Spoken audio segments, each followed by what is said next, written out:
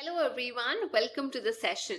आज हम डिस्कस करने जा रहे हैं grade 6 Punjab school education board की बुक एग्रीकल्चर और उसका 5th चैप्टर फर्टिलाइजर्स के बारे में, जो छिड़काव किए जाते हैं ताकि उपजाऊपन मेंटेन रहे सॉइल के अंदर, उसे हम फर्टिलाइजर बोलते हैं। अब हमें इतना पता है कि जो प्लांट्स है, जो पौधे हैं, वो हवा से कार्बन, हाइड्रोजन, ऑक्सीजन ले लेते हैं और रूट्स के जरिए वाटर, पानी और इम्पोर्टेंट न्यूट्रिएंट्स ले लेते हैं, जिससे वो अपना खाना बनाते हैं। फोटोसिंथेसिस एक प्रोसेस होता है जो हमने साइंस में भी पढ़ा है।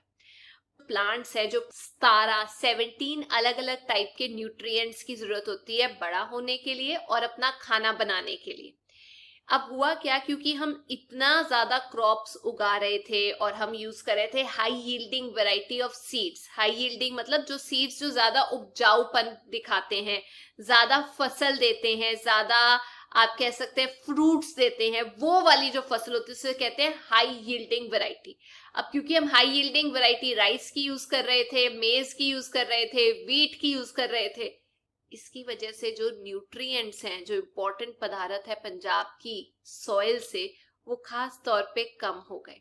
अब क्योंकि ये कम हो गए, इस वजह से या तो माइक्रो डेफिशिएंसी होती है, कहीं पे किसी चीज की कमी हो जाती है न्यूट्रिएंट की, या मैक्रो मतलब बड़े लेवल की डेफिशिएंसी होती है, कमी होती है न्यूट्रिएंट्स की। अलग अलग जगह पे अलग अलग केस है। अब अगर मैं बात करूं व्हीट की, राइस की, मेज की, इनको तो सबसे ज्यादा न्यूट्रिएंट्स की जरूरत होती है। तो जो फार्मर्स है वो न्यूट्रिएंट्स बाहर से प्रोवाइड करते हैं, क्योंकि सॉइल में तो खत्म हो जाएगा अगर बार बार आप वही यूज करोगे। तो जो फार्मर्स हैं वो बाहर से इनको न्यूट्रिएंट्स प्रोवाइड करते हैं, या तो मेन्योर की फॉर्म में, खाद, या केमिकल फर्टिलाइजर्स यानी कि छिड़काव कर करके। तो ये जो चीजें जो बाहर से ऐड की जाती हैं प्लांट की ग्रोथ को करने के लिए, सप्लीमेंट करने के लिए, जो न्यूट्रिएंट्स दिए जाते हैं, उन्हें हम फर्टिलाइजर्स बोलते हैं। छिड़काव करने वाली जो चीजें होती हैं। अब ये जो छिड़काव करने वाले फर्टिलाइजर्स हैं, ये दो तरीके के होते हैं। एक होता है ऑर्गेनिक, जैसे खाद, मेन्योर बोलते हैं। दूसरा होता है इनऑर्गेनिक, केमिकल फर्टिलाइजर्स, जो कुदरती तौर पे नहीं मिलते पर हम कंपनीज में, इंडस्ट्रीज में बनाते हैं। आसान है, एक बार पढ़ लेते हैं। सबसे पहला है मेन्योर्स, जिन्हें हम ऑर्गेनिक फर्टिलाइजर्स भी बोलते हैं। ये जो मेन्योर है ये एक नेचुरल चीज है जो काउ डंग से, गाय का जो गोबर होता है उससे, ह्यूमन वेस्ट से, या प्लांट का जो वेस्ट होता है उससे बनाई जा सकती है। तो बेसिकली इसके अंदर कोई नकली पदार्थ नहीं होता, सब ऑर्गेनिक कंपाउंड होते हैं और इसके अंदर न्यूट्रिएंट वैल्यू होती है, इंपॉर्टेंट न्यूट्रिएंट्स होते हैं, बट उसकी जो वैल्यू है ना वो बहुत कम होती है। न्यूट्रिएंट्स की जो क्वांटिटी है वो बहुत कम होती है। मेन्योर्स के अंदर ह्यूमस जो है वो बहुत ज्यादा होती है। जैसे ऑर्गेनिक मैटर हम बोलते हैं, जिसको हम हासिल करते हैं जब सब्जियों के छिलके इकट्ठे हो जाते हैं, गोबर कर लो इकट्ठा, ह्यूमन वेस्ट इकट्ठा कर लो। अगर सॉइल के अंदर अगर आप उसको डाल देते हो एक टाइम पे, तो जो सॉइल है उसकी पानी होल्ड करने की जो कैपेसिटी है वो भी बढ़ जाती है। चलो, उपजाऊपन तो बढ़ता ही बढ़ता है इसके साथ। तो एक चीज है जो बताई जाती है कि फार्म यार्ड जो मेन्योर होता है, फार्म यार्ड मेन्योर या ग्रीन मेन्योर, ये बहुत इंपॉर्टेंट तरीके के मेन्योर्स है। ये दो नाम याद रखना, फार्म यार्ड मेन्योर FYM और दूसरा है ग्रीन मेन्योर, जो सबसे ज्यादा कॉमनली यूज्ड मेन्योर्स हैं। इनको बहुत ज्यादा मात्रा में यूज किया जाता है। अब इसमें समझा देती हूँ क्या चीजें होती है। अब ये जो फार्म यार्ड मेन्योर है ये डीकम्पोज्ड, खराब हुआ हुआ किसका वेस्ट है? गाय का गोबर हो गया, जानवरों का गोबर हो गया, थोड़ा लिटर कचरा किचन का वेस्ट हो गया, छिलके हो गए, उस सबको इकट्ठा कर दिया जाता है, खाद बनने दिया जाता है। उसे हम बोलते हैं फार्म यार्ड मेन्योर। कई लोग अपने घरों में इसे बनाते हैं। अब मान लीजिए आपके पास 100 केजी फार्म यार्ड मेन्योर है, उसके अंदर जो नाइट्रोजन होगा वो 1 किलो यूरिया के अंदर जो नाइट्रोजन होता है उसके बराबर होता है। और जो फॉस्फोरस कंटेंट होता है वो होता है 1.5 केजी ऑफ सुपर फॉस्फेट, उसके बराबर होता है। मतलब इतना नाइट्रोजन और इतना फॉस्फोरस कंटेंट उसके अंदर खुद ही होता है। मतलब कुछ और इनऑर्गेनिक या केमिकल डालने की जरूरत नहीं होती। तो ये जो कंपोस्ट तैयार किया जाता है जिसमें प्लांट्स और एनिमल्स का कचरा है, उसको आप इजीली यूज कर सकते हो अपने फार्म्स के अंदर। लेकिन जब ये खाद तैयार हो रही होती है, प्लांट्स या एनिमल का जो वेस्ट है, और उसके अंदर अर्थ फॉर्म अपना काम करते हैं, उसे हम बोलते हैं वर्मी कॉम्पोस्ट। एग्जैक्टली वही चीज मिलती है, लेकिन जब अर्थवॉर्म उसके अंदर एक्टिव हो जाते हैं, काम करते हैं, याद रखना उसे हम बोलते हैं वर्मी कंपोस्ट। अलग अलग तरीके के अर्थवॉर्म यूज किए जाते हैं वर्मी कंपोस्ट बनाने के लिए, अलग अलग साइज के होते हैं।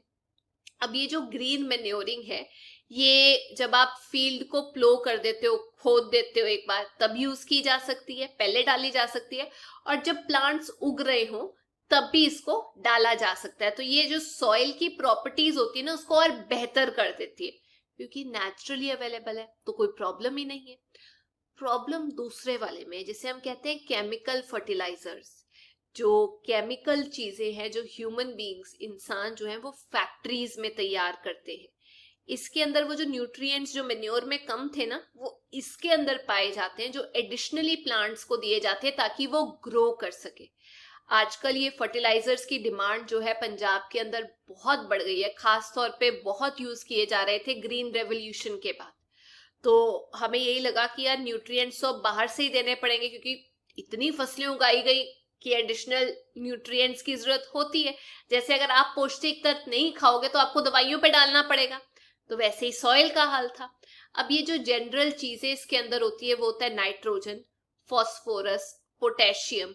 ये चीजें जो है ये केमिकल फर्टिलाइजर्स के अंदर होती है, और अलग अलग नाम के केमिकल फर्टिलाइजर्स मार्केट के अंदर अवेलेबल है। जैसे यूरिया हो गया, डियामोनियम सल्फेट हो गया, म्यूरेट ऑफ पोटैश हो गया, ये अलग अलग तरीके के केमिकल फर्टिलाइजर्स के नाम है जो मार्केट में अवेलेबल है। अब ये ऑर्गेनिक नहीं है, नेचुरल तरीके से नहीं मिलते, इसीलिए हम बोलते हैं इनऑर्गेनिक है ये नेचर के अंदर। पर हाँ, मेन्योर के अंदर कुछ न्यूट्रिएंट्स की कमी होती है ना, मैंने आपको बताया था ह्यूमस होता है उसके अंदर, इनके अंदर न्यूट्रिएंट्स ज्यादा होते हैं। अब ये जो न्यूट्रिएंट्स जो केमिकल फर्टिलाइजर्स के अंदर होते हैं, ये पानी के अंदर ना आसानी से घुल जाते हैं। पानी के अंदर घुलने की वजह से जो प्लांट्स है, पानी जब ऊपर को खींचती हैं तो वो प्लांट्स को मिल जाता है ऑटोमेटिकली। अगर किसी भी सॉइल के अंदर कोई एक पर्टिकुलर न्यूट्रिएंट की कमी है, तो वो न्यूट्रिएंट का जो केमिकल फर्टिलाइजर है वो छिड़क दिया जाता है, उससे जो क्रॉप है वो अच्छी उसकी पैदावार होती है। लेकिन ये जो इनऑर्गेनिक फर्टिलाइजर्स हैं, ये ह्यूमस नहीं ऐड करते, मतलब वो जो मेन्योर है, खाद है, वो नहीं देते, सिर्फ न्यूट्रिएंट्स देते हैं सॉइल को। और जरूरी ये है कि जो फार्मर्स हैं, किसान हैं, उनको बैलेंस मेंटेन करना चाहिए इन केमिकल फर्टिलाइजर जो इनऑर्गेनिक है और मेन्योर के अंदर जो कि ऑर्गेनिक फर्टिलाइजर्स है। एक बार डिस्कस कर लेते हैं अलग अलग तरीके के केमिकल फर्टिलाइजर्स। एग्जाम्पल के तौर पे सबसे पहला होता है नाइट्रोजनस फर्टिलाइजर। याद है मैंने आपको बताया था कि जो पल्सेस हैं, जो दालें हैं, वो अपने रूट्स के जरिए राइजोबियम बैक्टीरिया का इस्तेमाल करके नाइट्रोजन को यूज कर लेती है, फिक्स कर लेती है एटमॉस्फेयर से। तो हम ये कह सकते हैं एटमॉस्फेयर में 78% जो गैस है वो नाइट्रोजन है, वो मैक्सिमम गैस है। लेकिन इसको ना आमतौर पे जो क्रॉप्स हैं वो यूज नहीं कर सकती अपने ग्रोथ के लिए, एक्सेप्ट लेग्यूमिनस क्रॉप्स, जिसके बारे में हमने पिछली क्लास में डिस्कस कर लिया था डिटेल के अंदर। तो इसीलिए क्योंकि ज्यादातर फसलें जो हैं वो नाइट्रोजन को फिक्स नहीं कर सकती, यूज नहीं कर सकती एज इट इज, तो हमें नाइट्रोजन वाला कोई केमिकल फर्टिलाइजर चाहिए होता है, जैसे कि याद रखना यूरिया। यूरिया के अंदर 46% नाइट्रोजन होता है। अब इसको मैं कैसे समझाऊं? अगर 100 kg यूरिया का फर्टिलाइजर है आपके पास, तो उसमें 46% जो है वो नाइट्रोजन होती है। तो अगर नाइट्रोजन की कमी है तो यूरिया डाला जाता है। अब कैसे पता चलता है कि किसी क्रॉप के अंदर नाइट्रोजन की कमी है? उसके बिल्कुल जड़ों के पास के जो पत्ते हैं ना, वो पीले होने शुरू हो जाएंगे, येलो होने शुरू हो जाएंगे, और धीरे धीरे वो येलोपन ऊपर की तरफ को दिखना शुरू हो जाएगा और पूरा का पूरा प्लांट जो है वो मर जाएगा। तो इसलिए बेटर होता है कि उसे यूरिया डाल दिया जाए। तो जो दूसरी चीज सबसे इंपॉर्टेंट है आफ्टर नाइट्रोजन, वो है फॉस्फेटिक फर्टिलाइजर। अब ये किस तरीके से दिया जाता है? एक है एसएसपी और एक है डीएपी। ऐसे याद कर लेना, एसएसपी का मतलब सिंगल सुपर फॉस्फेट के फॉर्म में केमिकल्स दिए जाते हैं, और दूसरा है डायमोनियम फॉस्फेट की फॉर्म में केमिकल फर्टिलाइजर दिए जाते हैं उन फसलों को जहां पर सॉइल में फॉस्फोरस नहीं होता, याद रखना। अब जो एसएसपी है, सिंगल सुपर फॉस्फेट, उसके अंदर 16% फॉस्फोरस कंटेंट होता है, और जो डीएपी है उसके अंदर 18% नाइट्रोजन होता है, 46% फॉस्फोरस कंटेंट होता है। और इसको निकाला कहाँ से जाता है? जैसे मैंने आपको नाइट्रोजन फर्टिलाइजर के बारे में बताया था, उसको बनाने के लिए एटमॉस्फेरिक नाइट्रोजन को यूज किया जाता है, वैसे ही फॉस्फेटिक फर्टिलाइजर को बनाने के लिए जो एक पत्थर है फॉस्फेट मिनरल, उसको यूज किया जाता है। अब ये याद रखना, फॉस्फेट वाले दो हैं, डीएपी और एसएसपी, नाइट्रोजन वाले यूरिया है। तीसरा है पोटेशिक फर्टिलाइजर। ये जो पोटेशियम है ये प्लांट की ग्रोथ और डेवलपमेंट के लिए बहुत जरूरी होता है, उतना ही जरूरी जितना नाइट्रोजन है। लेकिन पंजाब में इसका इस्तेमाल कम होता है क्योंकि जनरली जो पंजाब की सॉइल है उसमें ये जो न्यूट्रिएंट है, फॉस्फेटिक न्यूट्रिएंट, ये मौजूद होता है। बहुत कम जगहें हैं जहां पर ये नहीं मौजूद होता, वहां इसको छिड़क दिया जाता है। तो ये जो न्यूट्रिएंट्स लगाए जाते हैं, इसको लगाने से पहले सॉइल का टेस्ट होना बहुत जरूरी है। पोटैश वहां यूज किया जाता है जहां पोटैटो क्रॉप, आलू उगाना हो, तो याद रखना पी से पोटैश, पी से पोटैटो जहां उगाना हो वहां पे यूज किया जाता है। पंजाब में सिर्फ 5 से 10% जो एरिया है मिट्टी वाला, वहां पे इसकी जरूरत होती है और हम इसको यूज कर लेते हैं एज म्यूरेट ऑफ पोटैश के नाम से। केमिकल फर्टिलाइजर है जो मिलता है मार्केट के अंदर और उसके अंदर 60% पोटेशियम होता है, ये याद रखना। अब प्रॉब्लम ये है कि ये केमिकल फर्टिलाइजर्स जो है अलग अलग न्यूट्रिएंट्स देते हैं प्लांट्स को, पर साथ ही साथ इनका नुकसान भी है। अगर आप बहुत ज्यादा नाइट्रोजनस फर्टिलाइजर यूज करोगे तो एसिडिक मीडियम बन जाएगा सॉइल के अंदर। एसिडिक मतलब उसके अंदर एसिड बहुत ज्यादा हो जाएगा, फिर आपको उसके अंदर बेस डालना पड़ेगा, खर्चा और ज्यादा हो गया, एडिशनल एक्सपेंस हो गया। प्लस ये जो केमिकल्स है, क्योंकि ये पानी के अंदर घुल जाते हैं तो पानी आगे आगे जाके कंटेमिनेट होता रहता है। वो पॉन्ड्स में जाएगा, लेक्स में जाएगा, रिवर्स में जाएगा, कैनाल्स में जाएगा। उसकी वजह से वहां पर जो एनिमल्स रहते हैं पानी के अंदर, उनका जीना दूभर हो जाएगा। जैसे मैं आपको बताती हूँ, एल्गे बढ़ जाता है, वाटर हाइसिंथ बढ़ जाता है। आप देख सकते हो पानी के ऊपर ना एक अनवांटेड प्लांट की ग्रोथ हो जाती है, जैसे आपने देखा होगा एल्गे। अब ये जो है पॉपुलेशन इतनी बढ़ती जाती है क्योंकि केमिकल्स मौजूद होते हैं पानी के अंदर, कि जो ऑक्सीजन है पानी के अंदर वो कम हो जाती है। अब ऑक्सीजन कम हो गई जिसकी वजह से वहां पे जो प्लांट्स या बाकी के एनिमल्स हैं वो ऑटोमेटिकली खुद ब खुद मर जाएंगे, क्योंकि सारी ऑक्सीजन यही एल्गे ले लेंगे। या दूसरी चीजें जो ऊपर एक वाटर हाइसिंथ जैसे एक लेयर पैदा कर देते हैं, वो खत्म कर देते हैं, सनलाइट भी नहीं आने देते। तो आप ये सोचिए कि केमिकल फर्टिलाइजर्स अगर आप यूज कर रहे हो तो कितना नुकसान है। हमारी सेहत को तो है ही है, पर क्योंकि वो पानी में घुल के आगे चले जाते हैं तो बहुत प्रॉब्लमेटिक होता है। इसीलिए जो फार्मर्स हैं जब वो केमिकल फर्टिलाइजर्स यूज करते हैं, उससे पहले जरूरी है कि वो अपनी सॉइल का ना एक टेस्ट करा ले कि उसमें कौन से न्यूट्रिएंट्स कम हैं, कौन से ज्यादा हैं।